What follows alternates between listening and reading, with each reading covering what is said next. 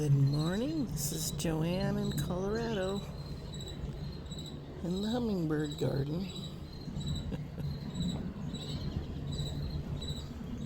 That tree has so many hummingbirds in it that the whole tree is snapping and popping.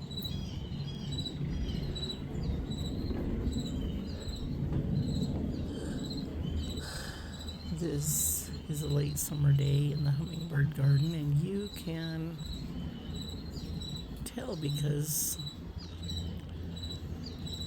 there's all kinds of hummingbirds, and I know we have some migrators today because there's some hummingbirds I haven't seen. And we have bees everywhere because, well, when people garden and they have all kinds of blooms that need pollinated, that's usually earlier in the summer. And now we're about at the end of the season, so mostly there's fruit on things.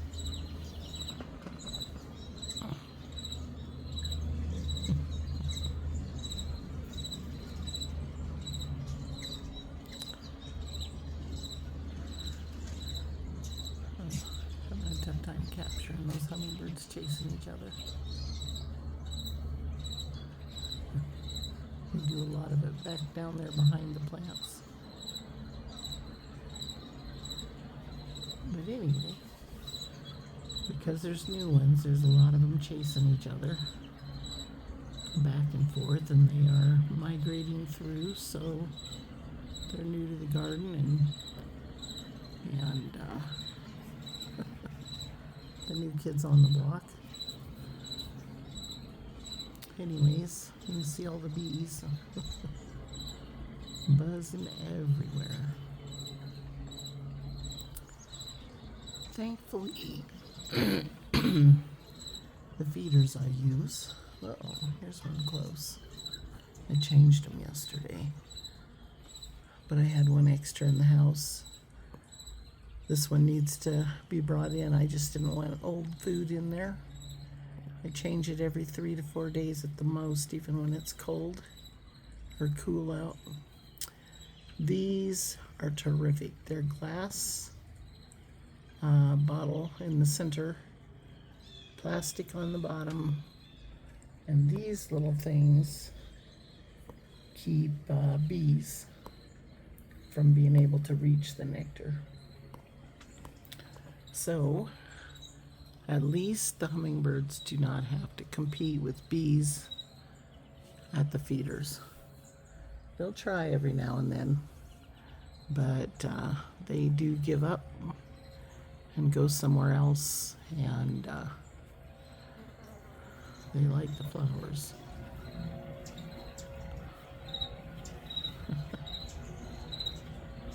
Oh, my Spanish flag vine.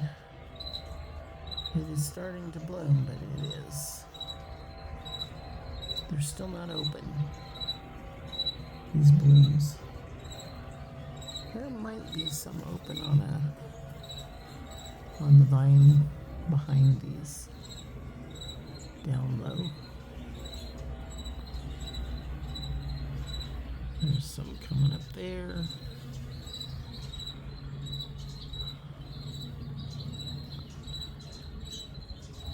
They'll open at the yellow one on the bottom first. When they're ready, they're almost big enough. And you can see there's blooms all across the top. And they'll get 4 or 5 inches long, and then the blooms will be about an inch and a half. But those are all blooms that are opening up. Last year, they were blooming mid-July. This year, just opening. I've had one hanging basket in the front yard that has had some. Oh, hey. I wanted to say thank you for all my subscribers because I hit 501 subscribers. And That should qualify me. You have to have 500 subscribers and 3 videos, and I have about 500 and some videos, so I would say I should qualify for, anyways, some pay that comes from advertisers. I would love to be able to make some really pretty hummingbird t-shirts or coffee cups and have them on my channel, but I just haven't had time to do that. I am thinking about it.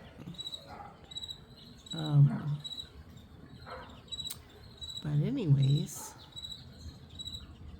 let me know if you would like to have some batter or cards, photo cards. Most people don't send photos anymore or cards. Most people email or text or voicemail or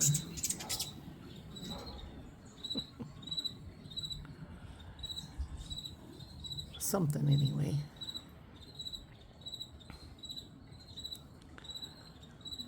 But if you would like some cards, if you know somebody who still makes them, I used to do art shows all the time, and I made really nice photo cards. And I love doing it.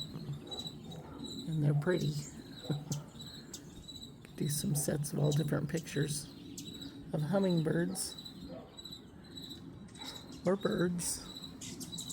But anyways, let me know what you think. If it's something that you would like, I will look into making that available. For the moment, I just, I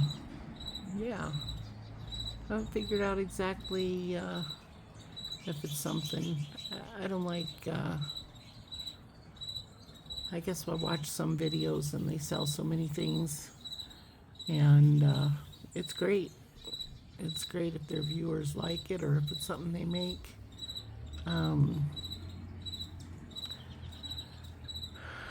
I love vitamins and things, but I don't want to do advertise for vitamins and things on my channel just to make money. But I do enjoy doing my channel. I enjoy taking pictures. I enjoy watching wildlife. And if I could make it profitable to be able to do something for viewers, I would love to do that. And it's about that season where people look into stuff where they want something special. And I love my coffee.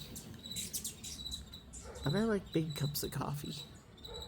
And I would love to have a beautiful cup that was big enough to hold the kind of coffee I like to drink. But not everybody wants a giant cup. Some people drink tea. So, anyways, let me know. And if you're somebody out there that has really nice coffee cups that you would can make photo cups out of, let me know.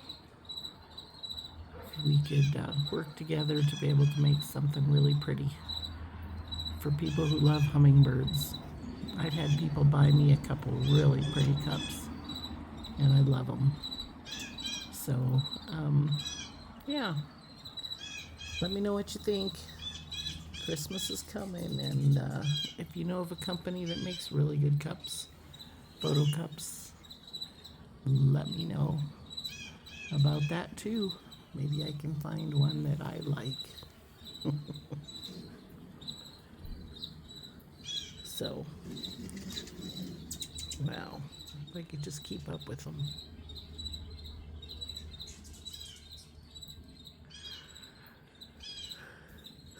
They are chasing each other everywhere, which is fun to watch, but it's hard to keep up with and get good pictures of.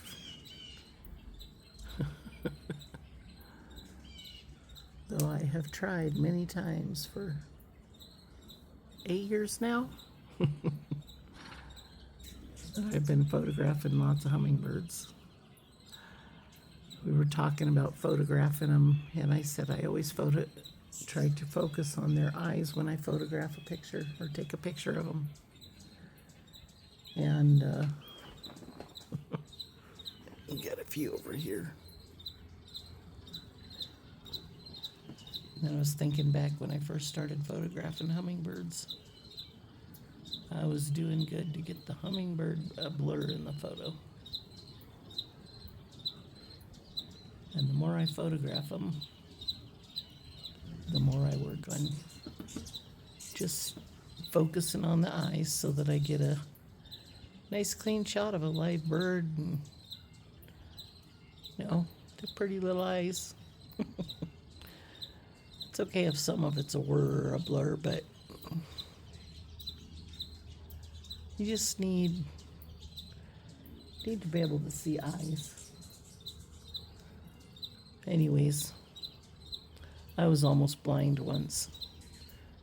I was a young mom. I just had a little baby, about a month old. And it's the first time I left him home with my husband to watch. One of the first times. And I went to a ladies' meeting at church. And I left there and my car died a couple blocks away from the church when I left. And I couldn't figure out why it was overheating in a couple blocks. Anyways, I took my rascal. I moved the camera from one side and he went to the other. Back to the other, he's zigzagging. But it's because there's, I don't know, at least 3 or 4 that are chasing each other. No, make that 6. Anyways, I went and opened up my hood and I just kind of lightly put my hand on the top of the radiator cap just to feel it, see if it felt like it was burning hot. Because, like I said, I was only a couple blocks away from where I had started it and had been sitting for a long time. A few hours anyway. I touched it and the cap blew off and it blew steaming antifreeze in my eyes. And I, over the course of a few months, kept losing more and more of my vision. My husband got a new job and the insurance lady came to do a health check on us before they did our insurance policy. And she tested my eyes and she said, "What are your plans in the future with your eyes?" And I said, "What do you mean, what are my plans?" And she said, "The next time you take this test, you won't pass it." She said, now in Colorado, she said they actually give driver's license to legally blind people, but she said, you won't pass that test.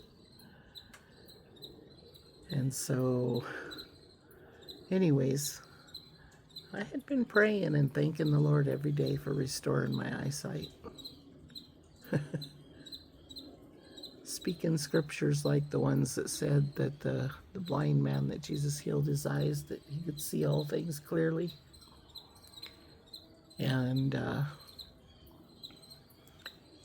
anyways, several months later, a few months later, it was probably close to 6 months. All of a sudden one day I was walking through the room and every time I'd feel like, man, I can't see, I would say, "Oh, I thank you, Lord, for healing my eyes. And that I can see all things clearly. And it was like all of a sudden inside my gut, I just had this gut feeling that my eyes were healed. Still couldn't see anything. Everything was a really bad blur. I did not want to give up my driving license. I did not want to quit driving, so I had driven I played the piano for a church. Drove into a little Wednesday night prayer meeting at a First Assembly church. And anyways, I would have to pull over after about 10 minutes because my eyes would be pouring water so bad from the strain of trying to see. And arrest them for a few minutes, shut them, and then I could drive on. But I was getting tired of that because it was getting worse and worse. But anyway, that night while I was at the little meeting, there was some little guy I'd never seen before in my life. And he said, if you're believing God to do a miracle for you, he said, I'll just pray for you while you're standing at your seat. And I'll believe with you. And that little guy said his little prayer and thanked the Lord. And my eyesight, man, it was like somebody turned on a light switch. My eyesight was back, completely back in that moment. And it was the same day that I had kind of just had that gut feeling that my eyes were all healed. So ever since then, man, I photographed all kinds of things, especially little things that people couldn't see, especially things that people walk by and don't notice, don't pay any attention to. Things you have to kind of stop and really take a good look at. And every little thing, I just love to see eyes that look alive and clear and focused. And it just reminds me that eyes are valuable. Man, I don't know if I could have lived a life. I really respect people that have spent their life living their life and taking care of children and having children and stuff when they're blind. We had a friend that played keyboards with me, and I would say, man, I can't figure this keyboard out.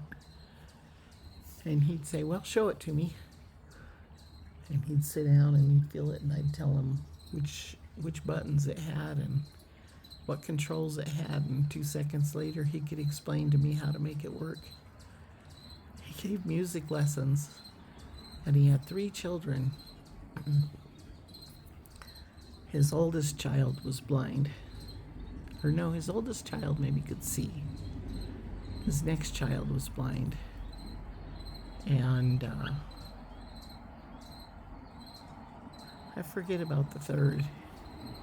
Anyways, they raised those children, and other than one day coming over there in the afternoon in the winter when the sun would go down hours earlier, it'd be dark by 4 o'clock in the afternoon. And we knocked on the door and they invited us in, and I said, wow, it sure is dark in here. And she said, really? He was married to a blind lady, so the two of them were both blind. And she said, thank you for telling us. She said, we didn't know. We set the timer so that the lights come on for our child that can see, when when it's getting dark. And she said, nobody's ever told us that it gets dark earlier in the winter. We didn't know. But man, they would go to the store and walk all over the city, and just awesome people. And it just totally amazed me at all that they could do. and that they didn't hide behind or just feel incapable of things, and just not do things because of their handicap.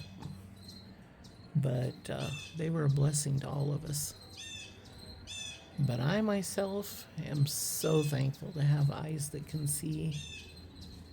And watching these little teeny birds clear across the yard.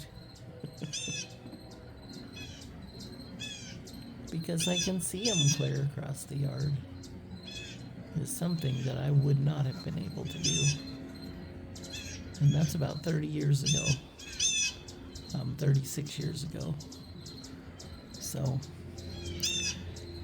I'm thanking the Lord for a couple of months for my eyesight and having Him fix my eyes. Wow. You see those little teeny tiny bugs that are all over there?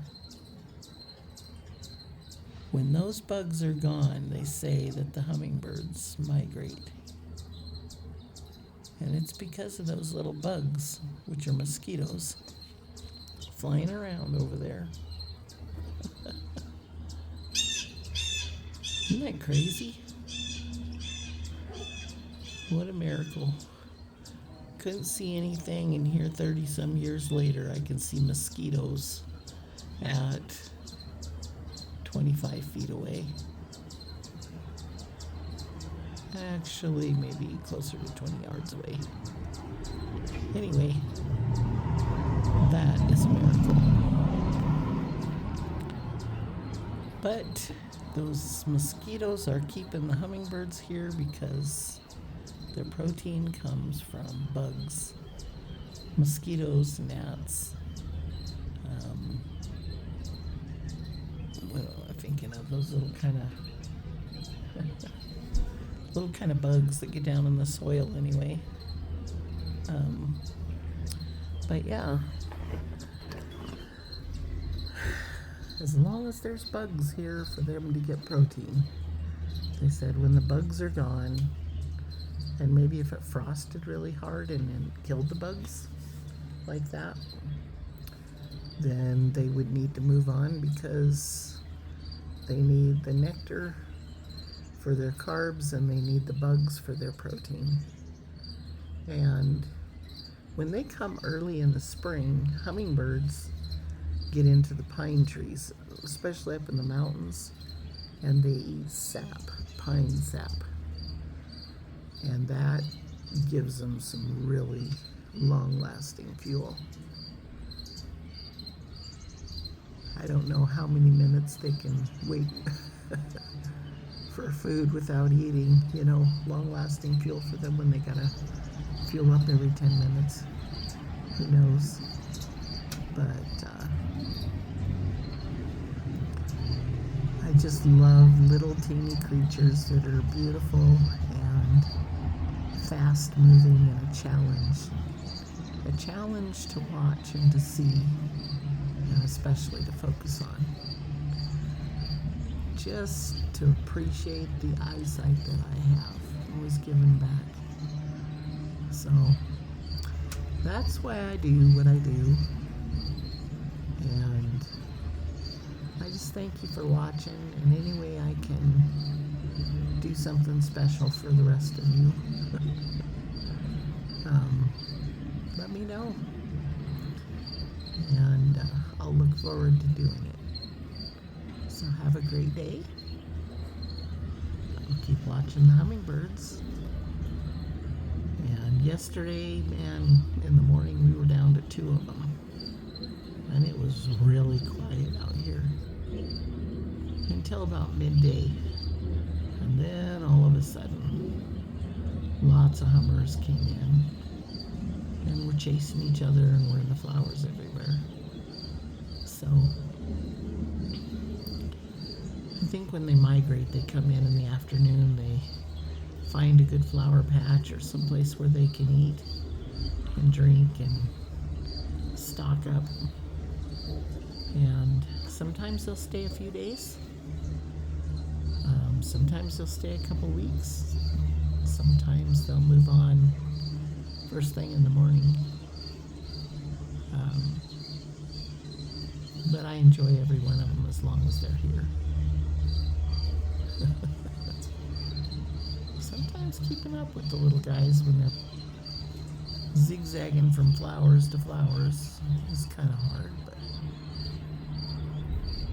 there he is. There's a really pretty one that has a hot pink stripe across the bottom of his throat. Usually the feathers will start in the center and just kind of start getting bright from there, but this one is, it's like it's got a collar. It just goes straight across the bottom part of his neck where the bottom of the colors in the mature males is, because it fills a good section of their throat, but it's like right on the bottom line where it starts, and it's starting from there and going up from there. But I haven't gotten a really good picture of it really glowing like I've seen, but I have tried to catch them. And I think at the beginning of this video, and then I have a short where he was in the flowers, I had to take some canna lilies out of this pot because these salvia should be loaded with flowers and loaded with flower stems, and there was barely any and not so many leaves, and it's all because they've been so shaded by the cannas that it hasn't made a bushy plant like it should. So I cut some of them out in hopes that it would make these little pink hot lips and the red salvia a thicker plant with a lot more blooms. And these little guys, I moved the verbena that were right here in the center, and I moved them over here onto the patio because I wanted to see if they would use that bird bath. I'm used to photographing hummingbirds all summer in those bird baths, and I don't know if it's the color or if it was the location, so I thought I would do a test. I should have done it while I had a yard full of hummingbirds, because then I could have seen if the ones who used this bird bath and the one behind it, if they would have taken baths in there just because of the location, and it's a little farther away from where I sit. But I decided I would try it now just because I wanted to see if there's something that is different about this one. It is a little deeper in the center, and some of the red cement has got little black spots on it in some places, which I've scrubbed, and I don't know if it's the color, the depth, or just the location. And I'm just doing some tests in hopes I can figure it out. Either way, all the other finches and chickadees and blue jays love that bird bath, and they'll be happy to use it all winter. I just don't know, and wanted to find out from my hummingbirds why I haven't had hummingbirds in that one all summer. And it might just be that they like the little flower petals more, which isn't a problem. If you offer somebody who loves brownies, but he likes cherry pie better, and there's a little cherry pie next to it, then maybe possibly. There's nothing wrong with the brownies, it's just that their favorite dessert is right next to it. So if that's the case, that's fine with me. So for now, I am going to charge up my phone and quit videotaping for the moment, but thank you for subscribing, and thank you for pushing it up over 500, and yeah, I'm just so amazed to see it there. It's tough when the hummingbirds just, don't sit still for me to get really awesome pictures every day. Um, and with my schedule of trying to help my husband find a job online, I have been busy a lot of hours with my phone trying to look for jobs. And I can't do both with the same phone at the same time. So I'm just try every morning to start with Hummingbirds, and I try to work on job applications. I just need some miracles for them to actually see them, because my husband's very talented. Not as young as he used to be, but he's very talented and more than capable of doing a lot of really good jobs. It's just, kind of tough at the moment. Waiting, so we'll keep after it. One of these days, he will get a good job. So, have a great day, and I will be back.